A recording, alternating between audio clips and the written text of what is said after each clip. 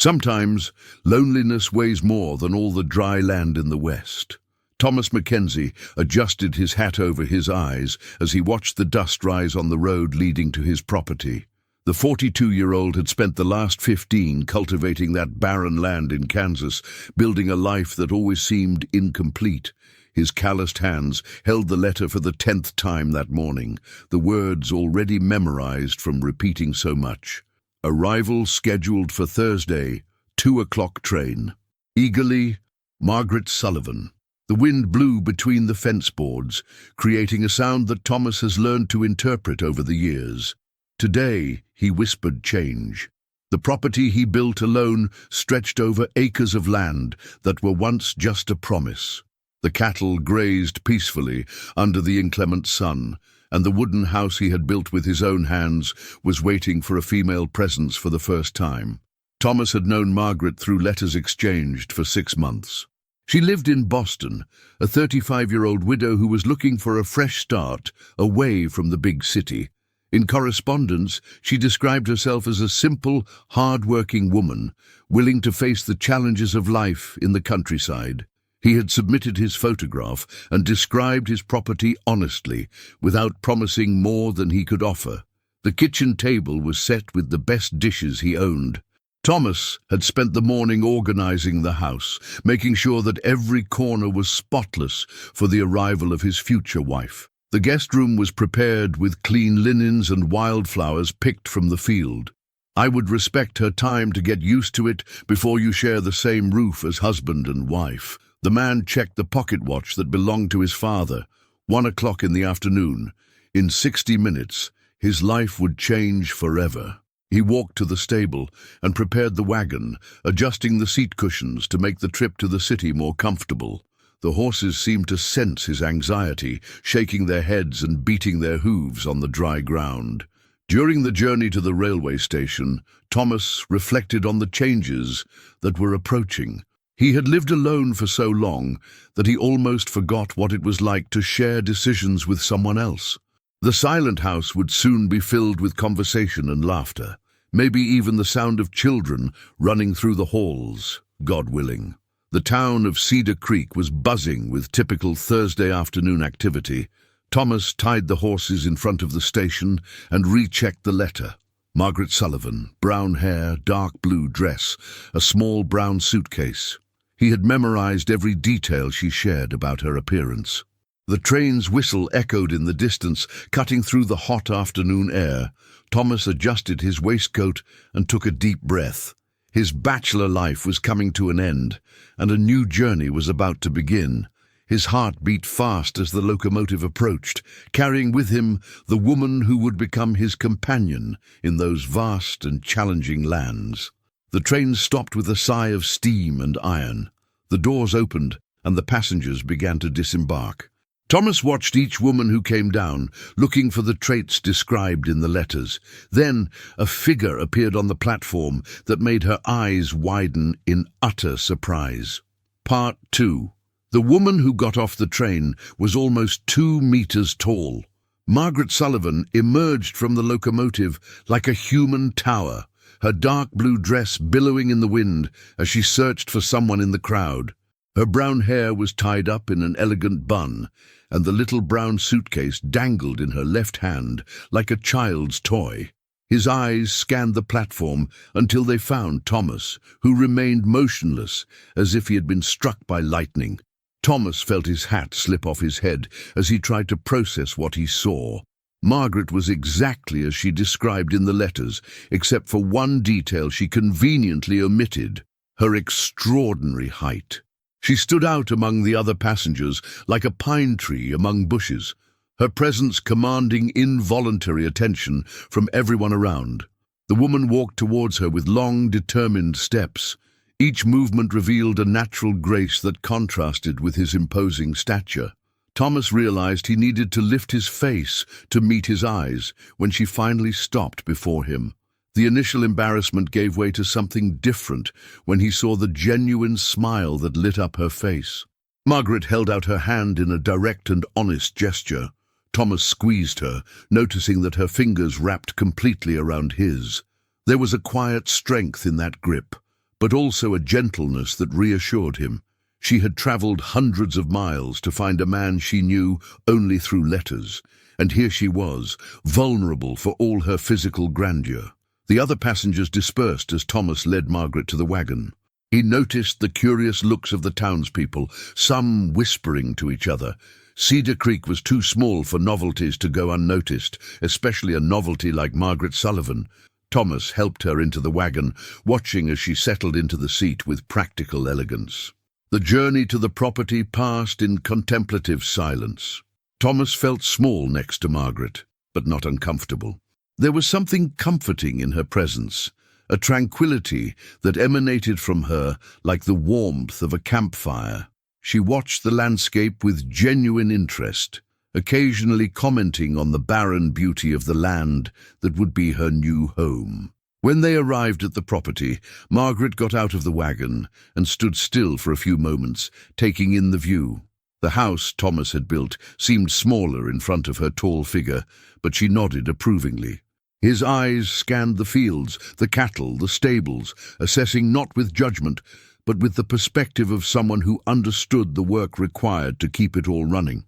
Thomas carried her suitcase to the porch, feeling the insignificant weight of the object. Margaret followed, her boots creating a different sound against the wooden planks. When he opened the door, she had to lower her head slightly to get through the doorframe. The gesture was natural, as if she was used to spaces built for smaller people. Inside the house, Margaret examined every corner with respectful attention. Thomas watched as she ran her fingers across the kitchen table, tested the firmness of the chairs, looked out the window that overlooked the fields. There was a practicality to her movements that suggested a woman accustomed to hard work, despite her refined big city appearance. The afternoon wore on as Thomas showed him the rest of the property. Margaret asked intelligent questions about livestock, demonstrated astonishing knowledge about cultivation, and even suggested improvements to the barn layout. His height allowed him to reach places that Thomas needed to use stairs, transforming simple tasks into natural demonstrations of his practicality. When the sun began to set, tinting the sky orange and red, they were both on the porch. Margaret sat down on the highest step, adjusting her height to be closer to Thomas's level. The simple gesture revealed a consideration that touched him deeply.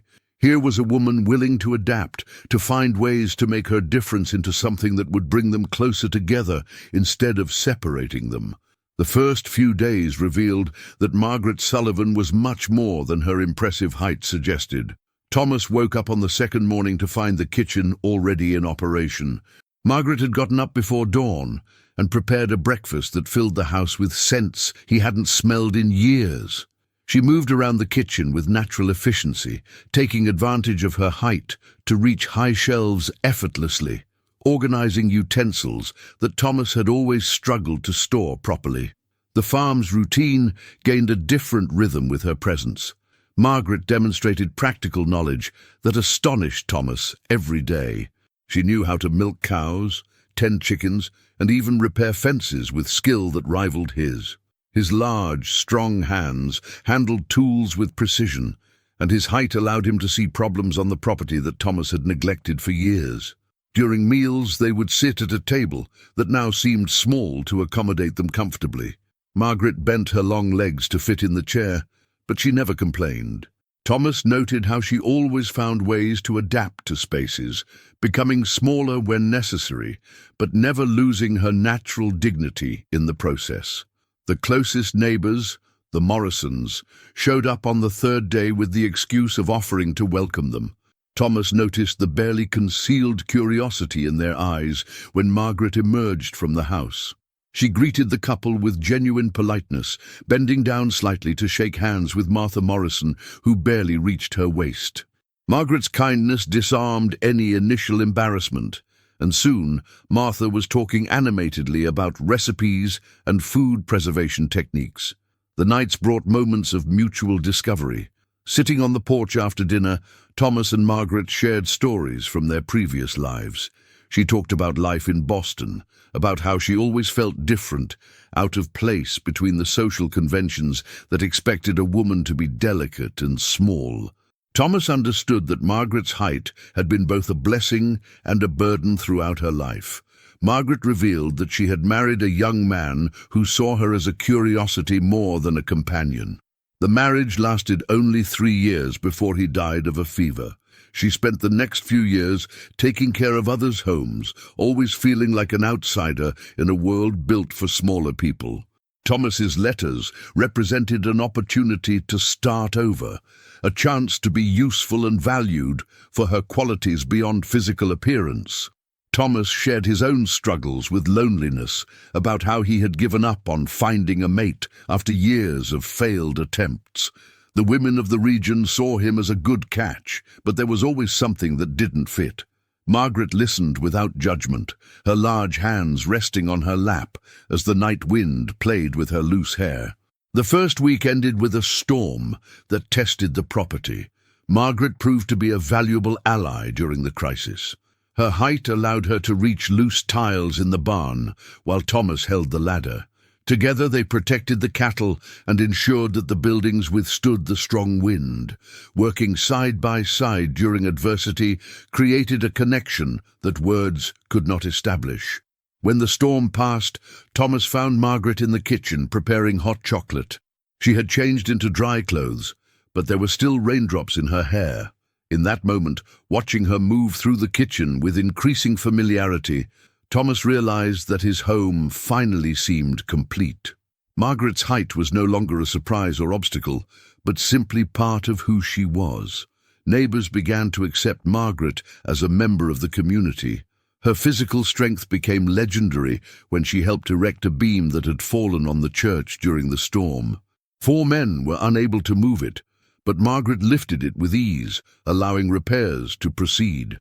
From that day on, she became the go-to whenever a job required exceptional height or strength. Thomas observed how Margaret flourished in that environment, where their differences were seen as advantages. She carried burdens he could not, reached places impossible for others, and her imposing presence commanded natural respect. For the first time in her life, Margaret Sullivan didn't have to shrink to fit into the world around her. The transformation was mutual. Thomas found that having a partner who could contribute equally to the farm's work freed up time and energy for improvements that he had always put off. Together they planned expansions, discussed cattle investments, and dreamed of a future that seemed more tangible with each passing day. Winter arrived early that year, bringing with it challenges that tested the newly formed partnership. Thomas awoke one December morning to find Margaret already dressed and preparing emergency supplies. Snow had fallen overnight, covering the property with a white blanket that turned the familiar landscape into uncharted territory. She had noticed signs he had missed: the restless behavior of the cattle, the change in wind direction, the specific color of the clouds that announced a severe storm. The previous months had created a comfortable routine between them. Margaret took on responsibilities that suited her unique abilities, while Thomas took care of those aspects of the farm that required experience gained over the years. They had found a balance that worked, based on mutual respect and natural complementarity. The coming storm would be unlike anything Thomas had faced alone. Margaret suggested modifications to the layout of the stable, creating more efficient shelters to protect the animals. Her height allowed her to install canopies in places that Thomas could not properly reach.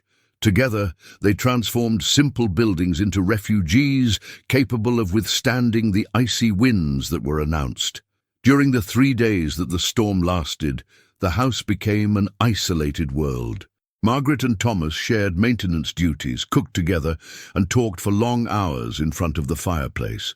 In those moments of enforced seclusion, they discovered affinities that the letters never revealed. Margaret had a subtle sense of humor that emerged at the most unexpected moments. Thomas possessed a practical wisdom about country life that she absorbed with genuine interest. The real proof came when the roof of the barn began to give way under the weight of accumulated snow. Thomas knew that losing that building would mean devastating damage to the farm, Margaret did not hesitate to offer to climb up and distribute the weight of the snow before the structure collapsed completely. His height and strength made possible a job that would have been impossible for Thomas to accomplish alone. Watching Margaret work on the roof, moving carefully but determinedly, Thomas felt something change within him. It was no longer gratitude or admiration for her competence. It was something deeper, an emotional connection that had quietly grown during the months of living together. He realized that Margaret was not just a practical partner, but someone for whom he developed genuine feelings. When Margaret stepped down from the roof, covered in snow, but smiling at the mission accomplished, Thomas made a decision. That evening after dinner, he went to his room and brought a small box that he had kept for years. Inside was the wedding ring that had belonged to her mother, a simple but meaningful piece that had waited for the right person. Margaret was arranging firewood in the fireplace when Thomas approached. He held the box with trembling hands, aware that he was about to change the course of both lives. When she turned around and saw the expression on his face, she immediately understood the importance of the moment. Thomas opened the box wordlessly, letting the ring speak for itself. Margaret's response came through actions, as always. She held out her left hand, allowing Thomas to slide the ring onto her finger. The ring was perfect, as if it had been made specifically for her. At that moment, under the golden light of the fireplace, two loners found the fulfillment they had been searching for all their lives. The storm ceased the next morning, revealing a world transformed by snow. Margaret and Thomas went out together to assess the damage and found that their precautions had worked. The farm had weathered the harsh winter, and they had emerged from the ordeal more united than before. The barn was intact, the cattle safe, and the property ready to face the rest of the cold season. Preparations for the wedding began immediately.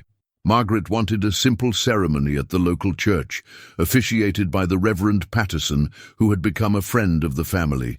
Thomas agreed, understanding that she preferred discretion to spectacle. Both had experienced enough disappointments in their lives to value authenticity above social conventions. The Cedar Creek community received the news of the engagement with genuine approval. Margaret had earned respect through her actions, and everyone recognized that Thomas had found a truly compatible partner. The physical differences that initially drew attention were now accepted as natural characteristics of an exceptional woman. During the days leading up to the ceremony, Margaret worked on final modifications to the house. She adjusted shelf heights, rearranged furniture, and created spaces that comfortably accommodated both. Thomas watched with fascination as she transformed the house into a genuinely shared home where neither of them would have to constantly adapt to the limitations of space. The winter that had tested their partnership became the period when they discovered that they were more than compatible. They were complementary in ways that neither of them had imagined possible. Margaret brought physical strength and unique perspective, while Thomas offered experience and emotional stability. Together, they created something greater than the sum of their individual parts. Spring arrived loaded with promises and transformations that neither of them had anticipated. Thomas and Margaret's wedding took place on a clear morning in March, when the thaw revealed lush fields full of possibilities. The church was small in the face of the imposing presence of the bride, but Margaret had learned to occupy spaces with natural grace. She wore the dress she sewed especially for the occasion, a simple yet elegant creation that respected her unique proportions without trying to disguise them. Thomas waited at the altar, watching his future wife walk down the central aisle. The inhabitants of Cedar Creek crowded the church, not out of curiosity, but out of genuine affection for the bride and groom who had earned respect from the community. Margaret held the bouquet of wildflowers she picked from the fields on the estate, symbols of a life that had flourished in arid soil through mutual care and dedication. Reverend Patterson conducted the ceremony with touching simplicity. When it came time to vow, Thomas and Margaret looked each other in the eye and pledged unconditional support through all the seasons of life. These were not elaborate words or impossible romantic promises. They were practical commitments from two people who understood the value of working together and genuine loyalty. The following months brought unexpected prosperity to the property. Margaret suggested diversifying crops, taking advantage of her experience with urban gardens to introduce vegetables that thrived in the local climate. Its height allowed her to build taller, more efficient greenhouses, creating microclimates that protected delicate plants during temperature changes. The farm began to produce surpluses that found a ready market in the neighboring city. Thomas found that having a true partner multiplied his capabilities beyond expectations. Margaret took on negotiations with buyers, taking advantage of her imposing presence to command respect in business transactions. The businessmen who tried to deceive them quickly learned that Thomas Mackenzie's tall woman possessed a keen intelligence for numbers and contracts. The most significant transformation came with the arrival of autumn. Margaret announced that she was expecting a child, news that filled Thomas with joy, mixed with concern. She calmed her fears with the same practicality that she applied to all aspects of life. She had cared for other women during childbirth in Boston and trusted in the natural ability of the female body to generate life. During the months of gestation, Margaret continued to work on the farm with sensible adaptations. Her height facilitated tasks that were difficult for other pregnant women, allowing her to maintain productivity until a few weeks before birth. Thomas watched in wonder as she grew even more radiant during that period, her imposing stature gaining a maternal majesty that inspired natural reverence. The baby was born on a spring morning, a healthy boy who inherited his mother's promising height and his father's light eyes. Margaret held her son in her arms, and Thomas noticed that the child seemed small only in comparison to her. To the outside world, it would be a perfectly normal baby who would grow up in a family where physical differences were celebrated as natural advantages. The arrival of the son completed the transformation of the property into a prosperous farm. Margaret organized the household routine so that she could care for the child without abandoning her agricultural responsibilities. Thomas took on tasks that they once shared equally, finding deep satisfaction in protecting and providing for his growing family. The neighbors became true friends, offering help during the first few months after the birth. Martha Morrison visited regularly, marveling at Margaret's natural competence as a mother. The physical differences that initially caused curiosity were now seen as distinguishing features of a family cherished by the community. During the quiet nights, when the baby slept and the day's work was done, Thomas and Margaret sat on the porch, contemplating the future. She had built a special chair to accommodate his height comfortably, and he had learned to appreciate the feeling of feeling protected by his wife's physical presence. Together, they planned expansions of the property, discussed their son's education, and dreamed of a family that would grow strong on those generous lands. Mackenzie Farm has become a benchmark in the region, known for innovation in farming techniques and exceptional product quality. Margaret continued to introduce improvements that took advantage of her unique skills, while Thomas applied decades of experience to cement success. They created something greater than a thriving estate. They built a legacy of cooperation and mutual respect. Years later, as Thomas reflected on the day Margaret got off the train, he realized that life had sent him exactly what he needed, even if it was different from what he expected. Margaret brought much more than exceptional height. She brought strength, wisdom, compassion, and a unique perspective that enriched every aspect of his existence. The story of the lone farmer and his extraordinary wife became local legend, fondly told in the taverns of Cedar Creek. It wasn't a story about physical differences, but about two people who discovered that true love doesn't depend on appearances or expectations. It depended on respect, working together, and the courage to accept the unexpected as a blessing in disguise. Margaret Sullivan Mackenzie had finally found a place where her height was an advantage, not an obstacle. Thomas Mackenzie had discovered that the ideal companion doesn't always come in the shape we imagine. Together, they proved that love blossoms when two people complete each other perfectly, regardless of the differences that the outside world may perceive. If you enjoyed this heartwarming Wild West story, don't forget to subscribe to the channel for more narratives like this. Activate the bell to be notified whenever we publish a new adventure. Leave your like and share in the comments which Western story you would like to see here.